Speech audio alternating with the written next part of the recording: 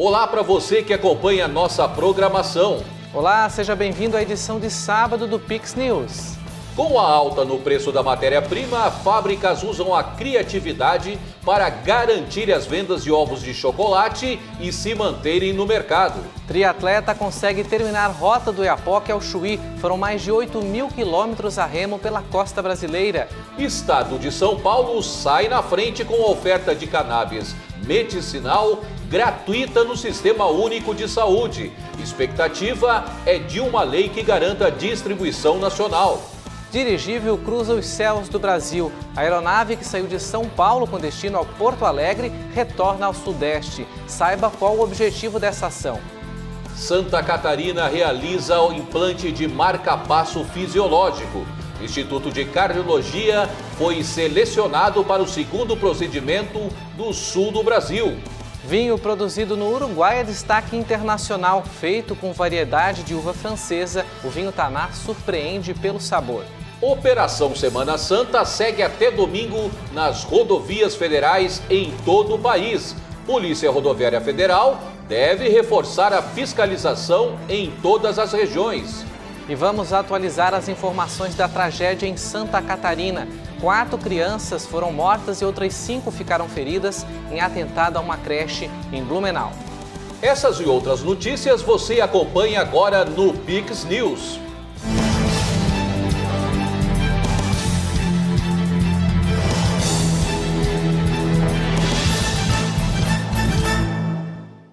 E começamos falando sobre um ataque a uma creche em Blumenau, na região do Vale do Itajaí, em Santa Catarina, que abalou o mundo na última quarta-feira. 4 crianças foram mortas e outras 5 ficaram feridas. O caso chama atenção para a necessidade de reforçar a segurança nas escolas em todo o país. Desespero.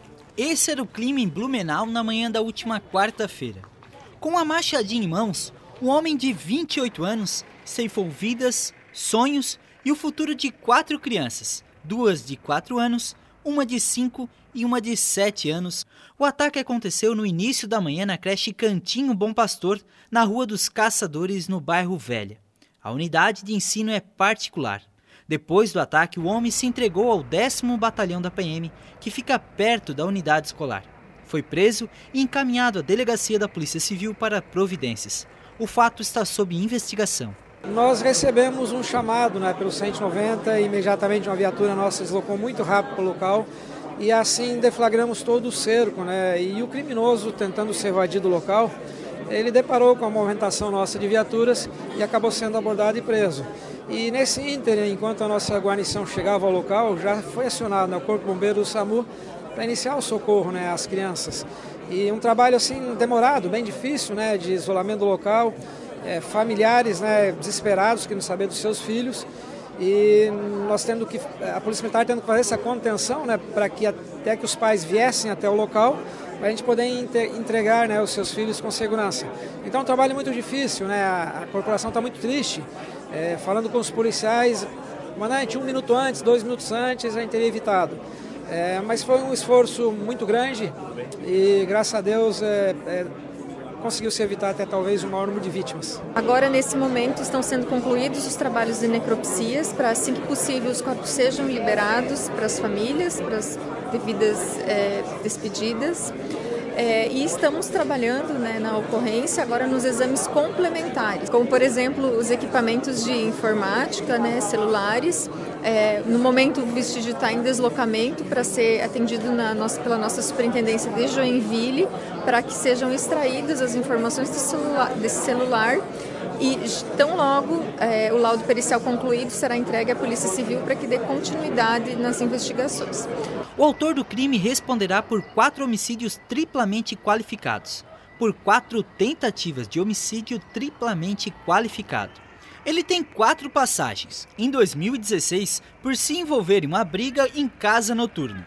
Em 2021, ele esfaqueou o padrasto. Em 2022, foi preso com cocaína. No mesmo ano, esfaqueou um cachorro na casa do padrasto. Diante da prisão em flagrante e diante da instauração do inquérito, nós estamos colhendo as provas agora que buscam materializar o crime.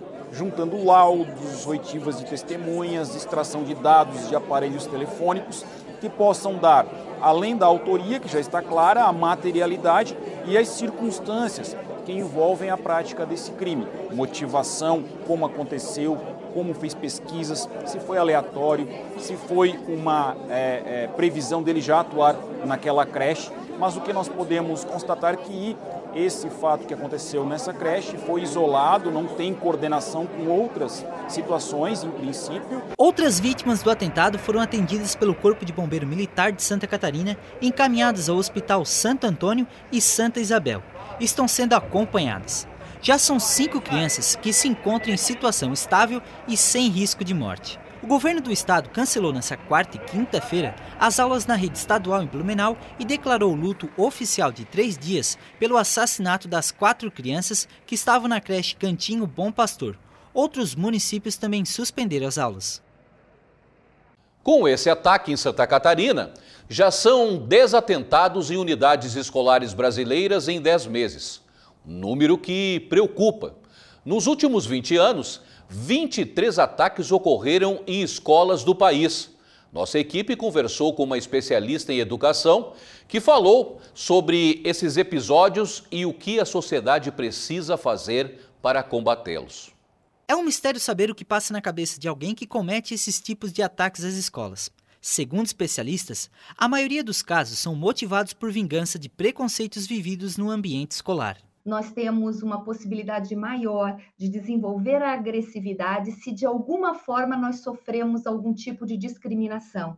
Então, a gente precisa eliminar as formas de discriminação, trabalhar no acolhimento das pessoas, entendendo que somos diferentes e que ser diferente é da natureza humana, para que assim a gente possa deixar nascer o respeito e esse respeito se fortalecer nas relações. Então, como tu bem falaste, um trabalho de toda a comunidade que precisa estar atenta às relações humanas. Em um mundo cada vez mais violento, atentados como esse podem servir de aprendizagem para que novos casos não voltem a acontecer. Que ele sirva, a gente aprende na dor e a gente aprende no amor. Neste caso, na dor. A gente aprenda a perceber que nós somos conectados, somos interdependentes e que somos responsáveis pelo nosso futuro. E por conta disso, nós adultos, você, eu, os professores, os pais, enfim, toda a comunidade precisa parar, refletir, aprender com esse fato para que isso seja cada vez mais impossível de acontecer, tamanha a brutalidade do que a gente viu hoje. Como a professora falou, aprendemos com a dor. Uma dor que só quem perdeu alguém que tanto ama sabe explicar. Esperamos que seja tomada algum tipo de providência para prevenir situações tão trágicas como essa e que não voltem aos noticiários, destruindo famílias. Uma verdadeira tragédia, né, Thiago? É verdade, Marcelo, a gente já acompanhou esse caso, né, na quarta-feira, no dia que aconteceu, a gente trouxe as informações ao vivo para o nosso público, né? E realmente um caso que chama muita atenção, principalmente pela brutalidade dessa tragédia, né? E está mais do que na hora de nós revermos a relação escola e comunidade, mas isso é para ontem.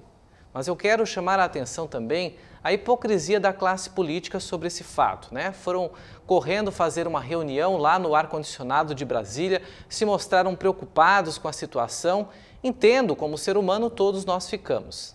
Mas é muita hipocrisia eles agora, depois dessa tragédia, virem dizer que estão preocupados com a segurança das crianças, dos alunos nas escolas. Brasil afora está cheio de exemplo de escolas sem portas, sem sequer fechadura, com goteira, com janelas sem vidros, sem banheiro e quando tem banheiro não podem usar por problemas de saneamento. O governo federal anunciou 150 milhões para ajudar na segurança das escolas. Quero ver, nós vamos cobrar aqui, fazer contato com as prefeituras e com os estados em todo o Brasil para saber quando esse dinheiro vai chegar e onde será usado. Outra coisa é suficiente a gente saber aí quantas escolas tem no Brasil. Dividindo por esses 150 milhões, sobram quantos para cada unidade escolar? O governo não dá essa informação, não traz essa conta, mas nós fizemos ela para você. Fizemos uma simples conta de padeiro e mostramos agora. Segundo o IBGE, lá em 2019, o Brasil tinha quase 113 mil escolas infantis, 124 mil de educação fundamental e pouco mais de 29 mil de ensino médio. Somando tudo, dá 255.679 escolas espalhadas pelo país. Sabe quanto dá para cada unidade? R$ 566,03. Vocês acham que realmente que a educação é prioridade nesse país? E outra, se fosse, nós não teríamos só 29 mil escolas de ensino médio. Isso é uma piada. Uma cena chamou a atenção nos céus da região sul e sudeste do país nesta última semana. Um dirigível que saiu de São Paulo com destino ao Rio Grande do Sul. A iniciativa faz parte de um projeto que busca incluir esse tipo de aeronave no transporte de cargas. A aeronave que chamou a atenção por onde passou nas últimas semanas está voltando a cortar os céus do sul do país. Com quase 50 metros de comprimento por 17 de altura, com capacidade para até 5 passageiros mais um piloto, o dirigível fez o trajeto de São Carlos, em São Paulo, em direção à capital dos gaúchos, em Porto Alegre. Agora, a aeronave volta para o estado paulista, após fazer um evento realizado por empresas do setor logístico. O dirigível faz parte de um projeto para ser utilizado como meio de transporte de cargas. Nesse momento, o dirigível que nós temos aqui é para publicidade, vigilância, monitoramento de rede e algumas outras aplicações, também até para aplicação de pulverizar, plantação, enfim. Essa categoria dessa aeronave que nós temos operando hoje. Mas o objetivo da Airship do Brasil é um dirigível cargueiro. A ideia do projeto é utilizar a aeronave no transporte de cargas, principalmente em locais remotos como a Amazônia. Mas para isso, o dirigível precisaria ter pelo menos de 100 a 120 metros de comprimento para poder suportar até 15 toneladas. O dirigível hoje, para uso de transporte de carga, ele iria agilizar em áreas remotas, Por exemplo, no Amazonas tem muita dificuldade ainda, O transporte por balsas demora muitos dias, enfim.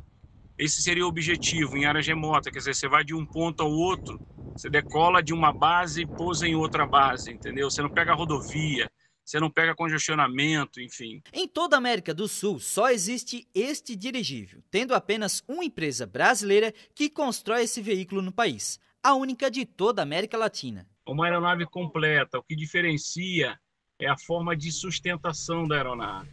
Ele é sustentado pelo gás hélio no envelope, que é a parte que vai sobre a cabine, que dá sustentação. Agora, para impulsionar ele para frente, ou para diminuir a velocidade, ou reduz o motor, ou você aplica o reverso.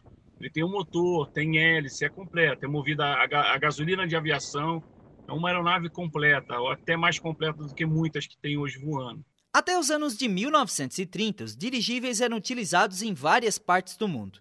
Após acidentes, as pessoas já não enxergavam mais a tecnologia com os mesmos olhos. Além disso, houve um salto no desenvolvimento da própria tecnologia dos aviões e helicópteros. Na época, o gás utilizado era o hidrogênio, que é altamente explosivo. E em 1937, o dirigível alemão Hindenburg explodiu em tentativa de atracar o mastro de amarração após uma jornada transatlântica, matando 36 pessoas. Atualmente é utilizado o gás hélio, que é ecologicamente correto, não é tóxico, não é inflamável e não é explosivo. Por essas razões, também são benéficos para a segurança humana, pois é uma substância relativamente inofensiva. Os dirigíveis foram muito usados na época da Segunda Guerra, usado pela Marinha Americana para fazer patrulhamento em litorais, em mares, no território americano. Foi usado também para translado, cruzeiros, de Frankfurt, na Alemanha, até o Rio de Janeiro. E com aquela história do gás, que era inflamável, que era explosivo, houve uma diminuição, mas nunca parou, A aeronave tem autonomia de 10 horas, podendo atingir até 80 km por hora em linha reta e pode alcançar até 9.000 pés de altura. O Brasil não foi muito utilizado ainda, muito explorado ainda, Por isso que veio hoje a Airship do Brasil com essa proposta, de fabricar, e de poder servir, de prestar um serviço também, tanto na publicidade e no futuro agora para transporte de carga. O Aeroporto Regional Sul Humberto Guizzo Bortoluzzi, em Jaguaruna, terá uma nova operação a partir do mês de maio. Serão mais 2 voos diários. Os voos serão de segunda a domingo, conectando o sul de Santa Catarina com o aeroporto de Congonhas, em São Paulo. As aeronaves sairão de Congonhas para Jaguaruna. As partidas serão às 8h50 da manhã e às 7 horas da noite, com chegada prevista para as 10h30 da manhã e às 8h45 da noite. Já os voos a São Paulo terão saída às 6 da manhã e ao meio-dia, com chegada prevista às 7h45 e às 1h45 da tarde. A informação foi confirmada pela empresa Voipaz, que irá operar as linhas aéreas, a Secretaria de Portos, Aeroportos e Ferrovias. A operadora aérea irá utilizar aeronaves no modelo ATR 72/500, com capacidade para 72 passageiros. Em comunicado à imprensa, a Diamante Geração de Energia anunciou a conclusão de um consórcio com a Qatar Eletricidade. O objetivo é unir esforços em busca de investimentos no setor energético no sul do Brasil. A parceria com a Nebras Power, subsidiária da empresa do Qatar, tem como objetivo realizar investimentos de termoelétricas a gás natural, que inclui a construção da usina termoelétrica norte-catarinense, com potência de 600 megawatts, na cidade de Garuva, em Santa Catarina, e a instalação de uma nova unidade geradora de gás de 440 megawatts dentro do complexo termoelétrico Jorge Lacerda, em Capivari de Baixo, no sul do estado. Além dos projetos em solo catarinense, a Joint Venture criada pretende desenvolver e implantar projetos de até 9 gigawatts em outras regiões do Brasil. O país é responsável por cerca de 80% da demanda de geração renovável de energia. Por isso, em nota, a Nebras disse estar segura nos investimentos do país, em especial na região sul.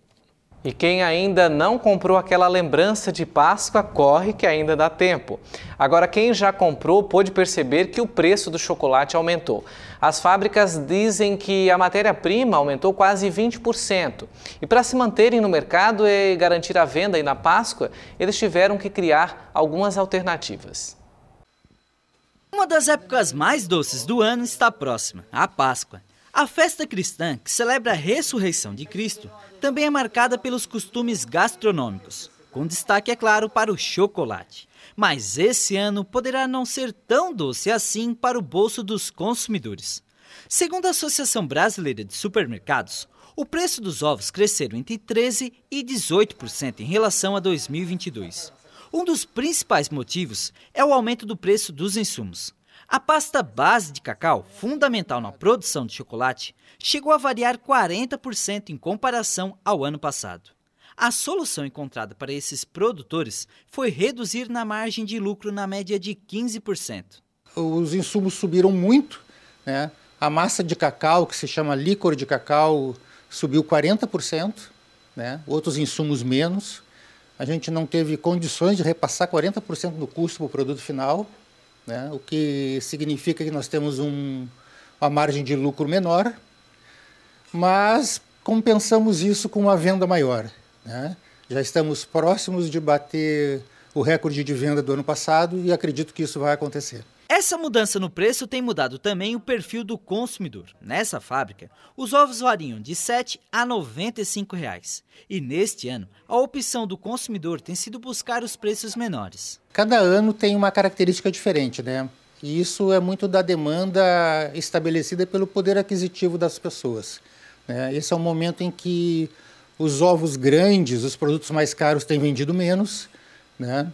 E os produtos de preço médio têm vendido mais. No ramo desde 89, a empresa iniciou a venda de porta em porta. Atualmente, tem buscado melhorar os resultados com a venda direta às empresas. O que acontece? A gente procurou mais empresas, né? O nosso foco principal foi vender para as empresas da região, né? O que tem nos dado um retorno dentro da expectativa, né? E isso tem alavancado as vendas e um pedido mínimo maior, né? E tem nos melhorado muito a nossa distribuição e produção. Outra opção para competir com as grandes indústrias é trazer produtos exclusivos. O principal produto é o ovo de Páscoa, né? E a gente tem buscado uma alternativa de embalagem, né? Então essa é uma embalagem de papel, reciclável, se decompõe. Então aqui a gente conseguiu eliminar 98% do papel chumbo, do papel laminado. E a tendência é que um dia a gente consiga, em breve, né, espero que logo, ter esse tipo de embalagem em todos os nossos produtos. Esse é um teste que estamos fazendo nessa Páscoa e a aceitação está sendo muito boa. Então nós temos aqui pirulitos de chocolate, cenourinhas, ovinhos e um coelho pai e filho. Produto infantil e exclusivo. Fora isso, tem produtos que a gente trabalha o ano todo. Esse aqui são 9 bombons trufados, um para cada praia de Garopaba. Esse é o carro-chefe da empresa, é o que a gente mais tem procura. Com a produção totalmente caseira, nesse período do ano, as vendas chegam a aumentar em 120% em comparação aos demais meses. Mas a Páscoa é o carro-chefe, né? Toda a indústria de chocolate, grande, média, pequena, é a Páscoa que sustenta praticamente o resto do ano. Além do chocolate, devem registrar alta em volumes de venda os peixes em quase 20%, cerveja 23%, batata com 15% e azeite 14%. E você vai ver a seguir. Triatleta completa aventura de mais de 8.000 quilômetros pela costa brasileira.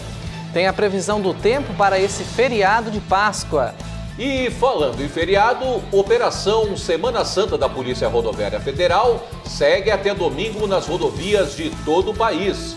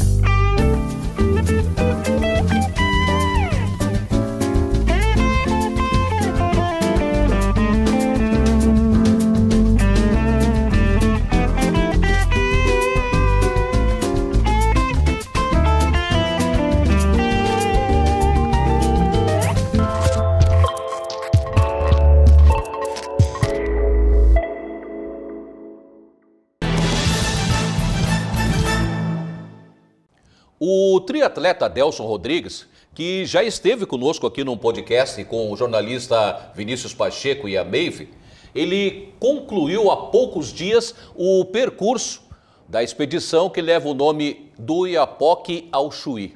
E sabe como? De remo. Foram mais de 8.000 quilômetros de distância na costa brasileira. O repórter Vinícius Pacheco conta mais os desafios dessa expedição. Foram mais de 3 anos no mar até Adelson fazer o trajeto do Oiapoque ao Chuí de remo.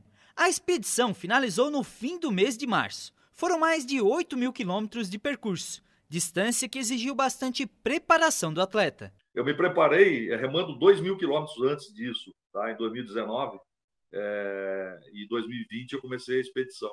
E além do que, todas as modalidades esportivas que eu participei na minha vida, de triatlon, natação, corrida, ciclismo, serviram para essa base, né? Porque não tem como você fazer um treinamento específico para algo de 8.000 quilômetros remando. Você tem que ter base sólida, né, para poder estar inserido nessa distância.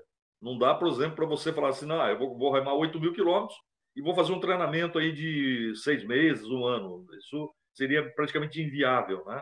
Então, tudo que me deu suporte nessa expedição foram esses 51 anos aí de atividade física, desde 10 anos de idade. Adelson começou o trajeto pelo norte do país. Enfrentou marés, correntezas e climas adversos, que só foram possíveis de enfrentar graças aos estudos feitos antes de cada viagem, garantindo a segurança do atleta. Porque quando eu pesquisei, eu fui a fundo naquilo que eu estava pesquisando.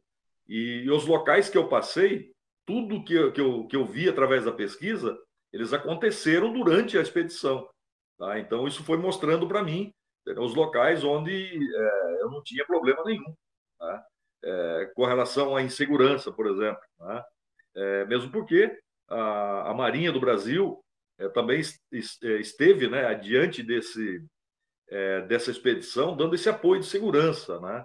E todas as minhas remadas elas eram monitoradas assim, em tempo real.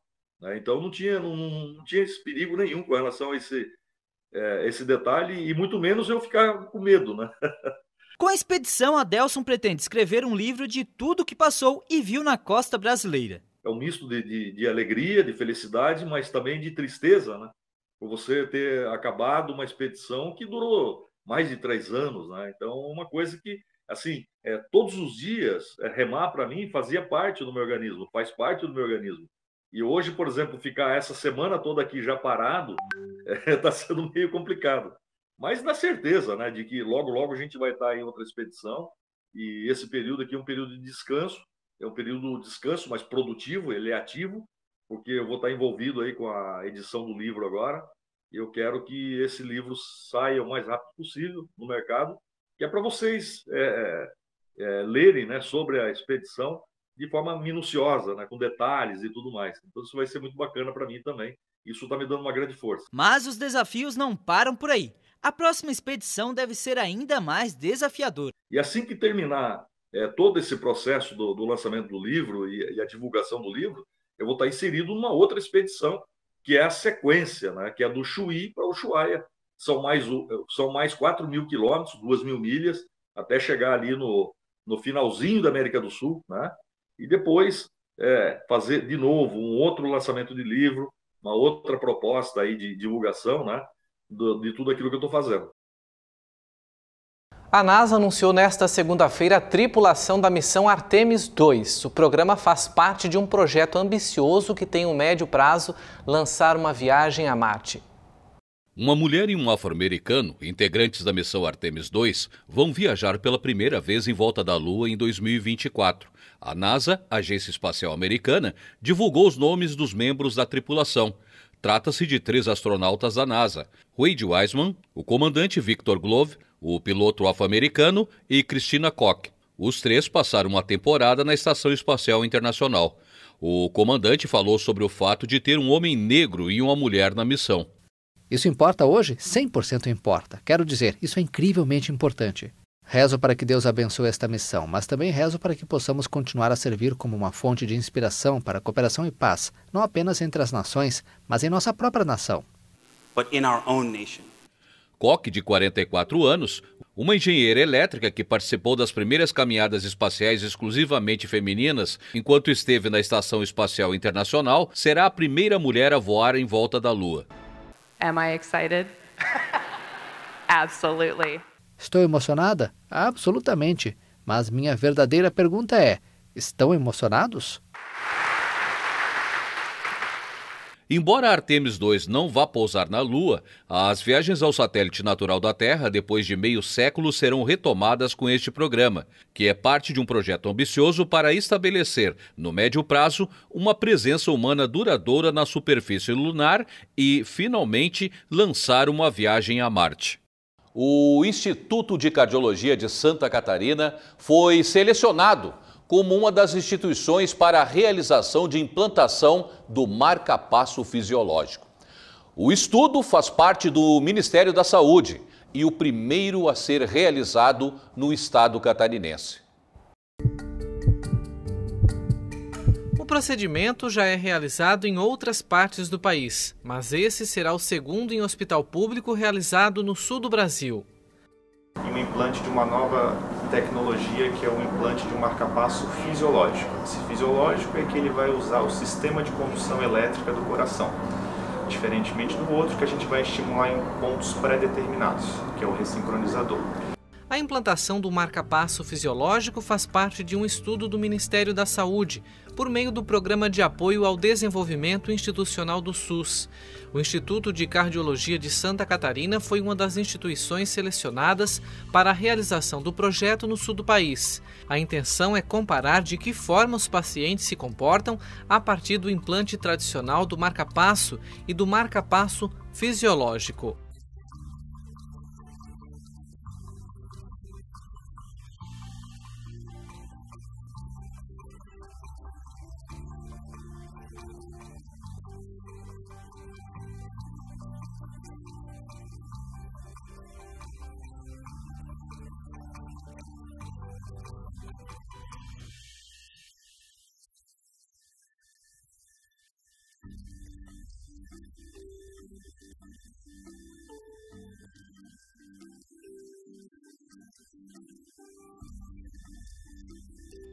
As pessoas que passam pelo procedimento são pacientes graves que já têm uma perda significativa na qualidade de vida.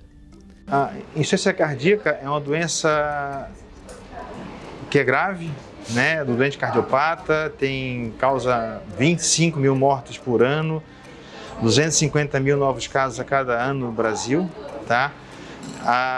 O tratamento é medicamentoso, é remédio, a base dele, e isso é uma terapia que é para agregar, tá? Para tirar sintoma, melhorar a qualidade de vida, melhorar a classe funcional dele, de fazer suas atividades diárias que alguns não conseguem tomar o próprio banho sozinho. Os cuidados com o procedimento começam muito antes da cirurgia, com os profissionais cautelosos da equipe de enfermagem. Preparando o paciente, conversando com ele, se preocupando se ele está fazendo um jejum pré-operatório, com a higiene dele. A gente atua durante o procedimento, instrumentando no implante do marca-passo. A gente atua deixando a sala disposta, toda arrumada para esse procedimento. Eu falei com o doutor ali, eu quero viver pelo menos mais 20 anos. Ele falou que eu vou viver mais.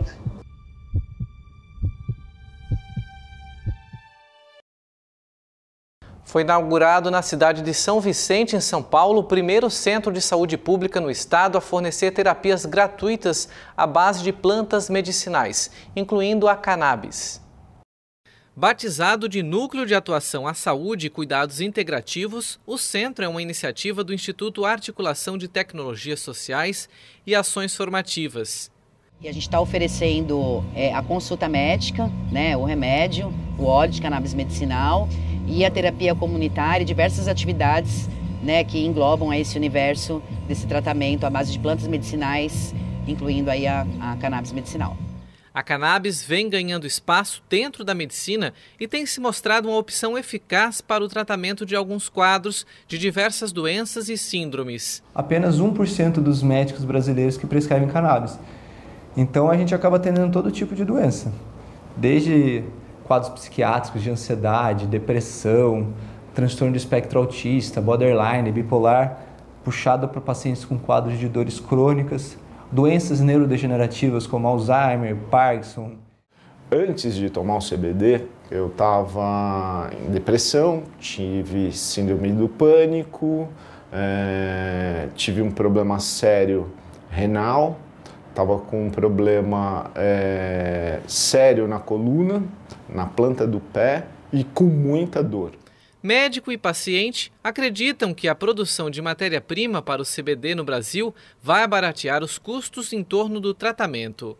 Porque o método de cultivo é simples, é como qualquer outra planta. Só que a gente tem que desmitificar a ideia do que é a cannabis, porque até então eles acham que a maconha é o tijolão que é mostrado nos noticiários. Para mim, vai me desonerar quase...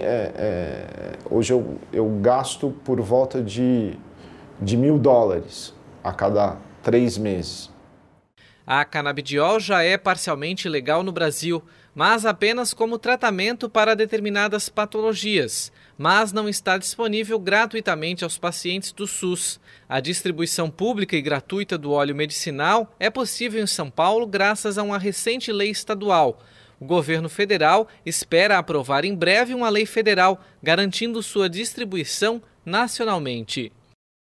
As projeções da Organização Mundial do Comércio, a OMC, publicadas nesta quarta-feira, mostram que o crescimento do comércio mundial registrará desaceleração a 1,7% em 2023, após um avanço de 2,7% em 2022. O crescimento do comércio mundial deve ficar limitado a 1,7% este ano, depois do aumento de 2,7% em 2022. A OMC explicou que a desaceleração é afetada por tensões geopolíticas, insegurança alimentar, potencial de instabilidade financeira decorrente do endurecimento da política monetária e aumento dos níveis de endividamento. A projeção da organização é superior à divulgada em outubro do ano passado, que era de apenas 1% nas exportações e importações para este ano. De acordo com a OMC, um fator crucial na melhoria da revisão é a flexibilização dos controles vinculados à pandemia de Covid-19 na China, que liberou a demanda de consumo acumulada no país e estimulou o comércio internacional. Os economistas da OMC também projetam um crescimento do PIB global em 2,4%. No entanto, a organização alertou que essa estimativa era mais incerta do que o normal, devido à presença de riscos negativos substanciais do cenário internacional, como a guerra na Ucrânia ou juros elevados. E ainda sobre economia, a América Latina está lidando com a crise derivada da guerra na Ucrânia, mas é de pouca utilidade se não participar mais da economia global, atrair mais investimentos e aproveitar a realocação produtiva e a indústria verde. Foi o que apontou um relatório do Banco Mundial divulgado nesta semana. Perspectivas econômicas desanimadoras para a América Latina. O Banco Mundial disse nesta terça-feira que a região conseguiu resistir à crise decorrente da guerra na Ucrânia, mas lamentou os baixos níveis de investimento e participação no comércio global. Em um relatório anual, a instituição estimou que o Produto Interno Bruto regional deve crescer 1,4% em 2023 e 2,4% em 2024. Muito pouco para fazer progressos significativos na redução da pobreza. Enquanto isso, a inflação média deve cair para 5% depois de atingir 7,9% em 2022. Uma triste exceção é o caso da Argentina, que recentemente ultrapassou a inflação de 100% em 12 meses. Outros fatores que impactam a economia latino-americana são a queda dos preços das commodities, o aumento das taxas de juros e a recuperação incerta da China, parceiro dominante do continente, exceto pelo México, cuja economia está intimamente ligada aos Estados Unidos. O Banco Mundial também alertou que o investimento estrangeiro caiu 35% nos últimos 10 anos na América Latina. Algumas nações latino-americanas têm salários mais baixos do que a Ásia, mas os impostos e o custo do capital para produzir são mais altos, enquanto a confiança na estabilidade política e institucional caiu. O relatório recomenda que os países aproveitem oportunidades como a demanda por energia verde e o chamado nearshoring, ou seja, a realocação da produção para lugares mais próximos do que a Ásia, um processo que já está beneficiando o México. E segue até a noite deste domingo a Operação Semana Santa nas rodovias federais do país. O objetivo da Polícia Rodoviária Federal é promover a segurança durante o feriadão de Páscoa. Tradicionalmente, no feriado da Semana Santa, as rodovias federais apresentam aumento de fluxo de veículos e a tendência é que este ano se mantém. Para dar segurança aos usuários que irão viajar nesse feriadão, a PRF alerta para os dias e horários em que podem ocorrer picos e fluxo de veículos. A maior movimentação deve ser registrada na tarde e noite desta quinta-feira, manhã de sexta e tarde e noite de domingo. Em todo o país, a PRF trabalha com reforço no efetivo e direcionamento do policiamento para os locais e horários com previsão de maior incidência de acidentes. O foco das equipes será a fiscalização e infrações que gerem maior risco. O objetivo é prevenir condutas como ultrapassagens indevidas, excesso de velocidade, alcoolemia ao volante e o não uso do cinto de segurança. Devido à tradição religiosa da Páscoa, o movimento nas rodovias deve ser mais intenso no sentido interior do estado, entre quinta e sexta-feira. Já a volta para casa deve ter maior fluxo no sentido litoral, concentrado no domingo à tarde e à noite. Segundo a PRF, em 2022 foram registrados 681 acidentes, com 92 ocorrências graves e 235 feridos. 58 pessoas perderam a vida em rodovias federais no ano passado. Em Santa Catarina, foram registradas 2 mortes e 3 no Rio Grande do Sul. Quem for pegar viagem precisa ficar atento. Algumas rodovias terão restrição de veículos a partir desta quinta-feira, seguindo até domingo. Para aumentar a fluidez do trânsito e diminuir o risco de acidentes, haverá restrição de tráfego para veículos de cargas excedentes, ou seja, as que ultrapassam as dimensões máximas permitidas e que precisam de AET, Autorização Especial de Trânsito. Isso nos seguintes dias e horários: quinta-feira, dia 6, das 4 da tarde às 10 da noite, sexta-feira, dia 7, das 6 da manhã ao meio-dia, e domingo, dia 9, das 4 da tarde às 10 da noite. Para garantir a viagem com segurança, algumas dicas são importantes. O motorista deve ter certeza que o veículo esteja regularizado e revisado, principalmente com relação aos freios e suspensão. Antes de pegar a estrada, checar os pneus e o sistema de iluminação e sinalização.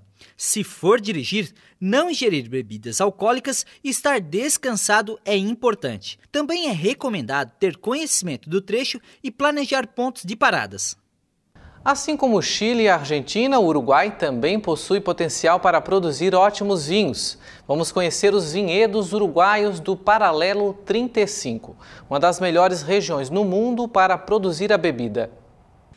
O sol ainda nem nasceu e os produtores da uva Taná preparam a colheita. De origem francesa, a fruta de casca áspera e com mais sementes que as uvas tradicionais conseguiu se adaptar ao clima úmido, influenciado pelo Rio da Prata e pelo Oceano Atlântico, na região sul do país.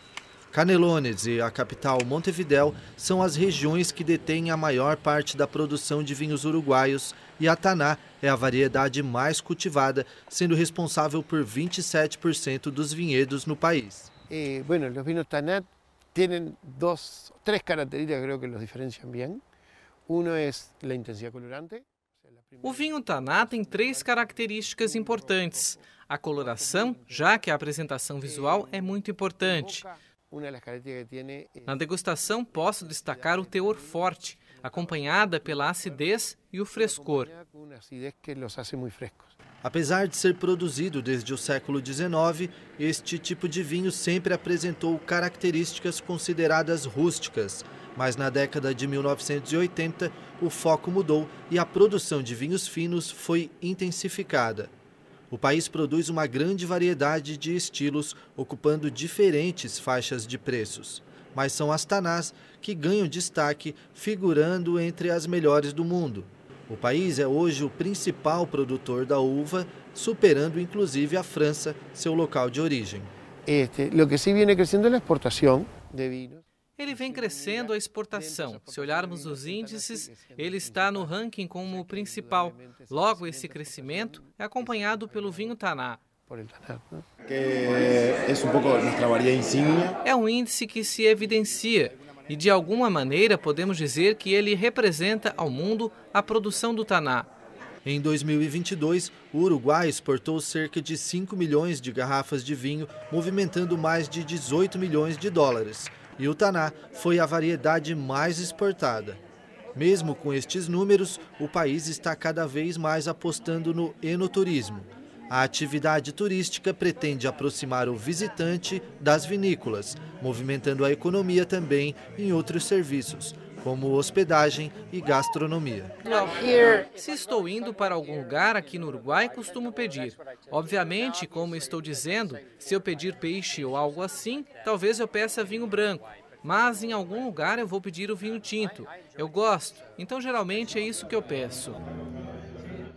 E agora, vamos saber como se comportará o tempo neste feriadão em todo o país.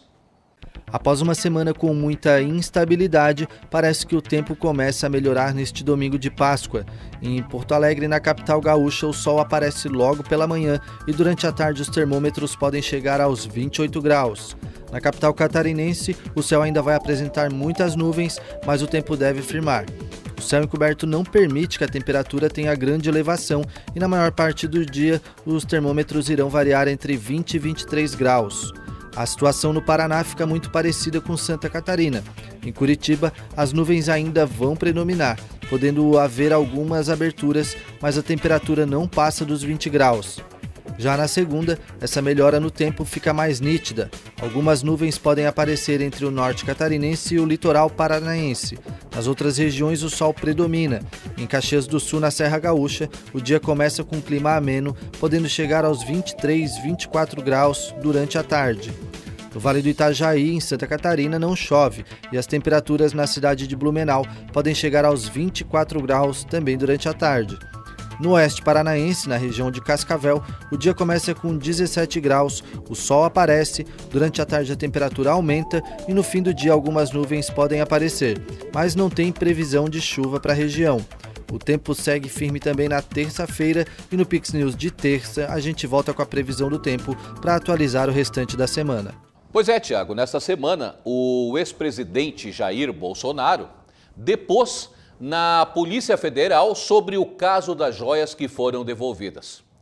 O que se sabe até agora sobre isso? Olha, Marcelo, até onde eu sei, né, os escândalos dessa natureza, de presentes e emissões oficiais, né, do governo federal, já tivemos aí outras ocasiões no governo Lula e Dilma que sempre tem ações diplomáticas que envolvem polêmica, né? Outros vários casos já tiveram similaridade com esse de Bolsonaro. Bolsonaro devolveu, portanto, os itens que tinha dentro do prazo legal e agora os itens serão avaliados, pois existe um limite relacionado a valor que define a propriedade do item que se fica com a pessoa, né, a pessoa presidente, ou se ele vai para o acervo oficial da Presidência da República.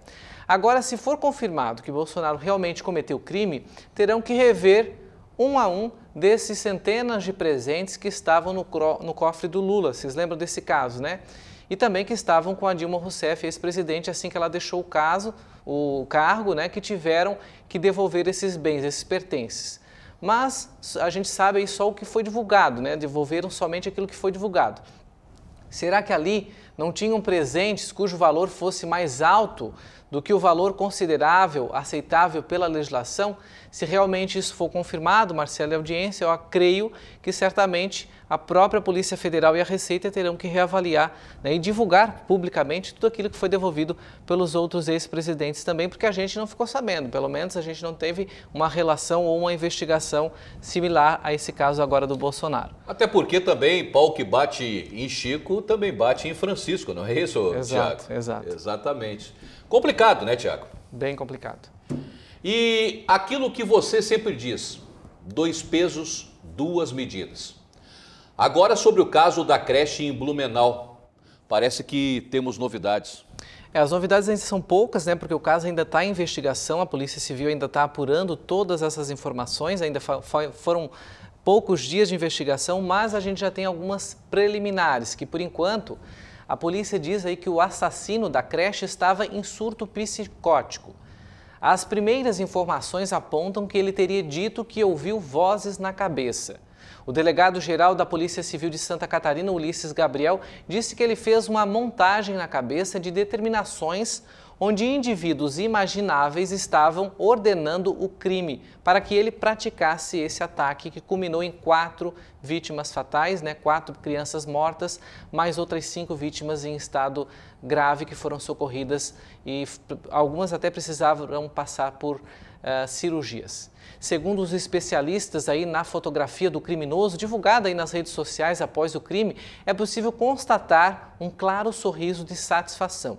E aí que entra também aquela questão que a gente até comentou aqui na quarta-feira, da imprensa não dar visibilidade ao criminoso, se atentar apenas aos fatos, pois esse tipo de pessoa, de certa maneira, ele se sente satisfeito com a visibilidade do seu nome, a sua imagem divulgada na grande mídia.